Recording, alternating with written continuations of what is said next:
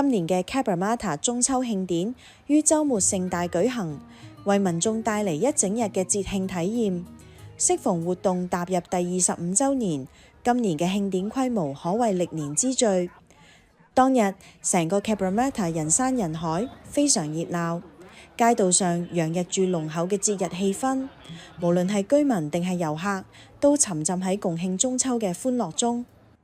開幕典禮喺上晝隆重舉行，多位政商界及社區領袖出席致辭，紛紛讚揚 Cabramatta 中秋慶典唔單止係地方年度盛事，更加係展現澳洲多元文化與社區凝聚力嘅重要平台。隨後登場嘅舞龍舞獅表演氣勢磅礴，鼓聲震天，正式揭開慶典序幕，亦都引嚟現場觀眾陣陣掌聲同喝彩。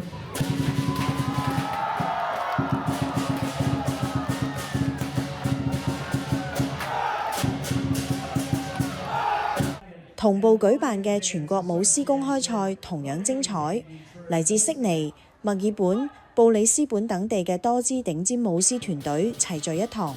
以高難度動作、創意編排及精湛技巧爭奪全國冠軍榮耀。比賽現場掌聲不斷，氣氛緊張而熱烈，充分展現傳統技藝嘅魅力。整個中秋慶典從上晝11點持續到夜晚，活動內容豐富多彩。現場設有超過80個美食攤位，供應多國風味同亞洲傳統小食，包括烤肉、泰式甜品、日本章魚小丸子、台式珍珠奶茶等，滿足不同口味嘅遊客。除咗美食，會場亦設有優惠市集、機動遊戲與兒童遊樂園，不論大人細路都能夠度過充實又愉快嘅一日。好多家庭更特意攜手出遊，喺節慶氛圍中留低難忘回憶。澳洲社區快訊報導本地華人資訊，歡迎觀眾以及各大商家提供不同社區資訊。我哋嘅報料電子郵箱係 news@ace-aus.com。我係最新嘅 AI 專員 Miss Ace。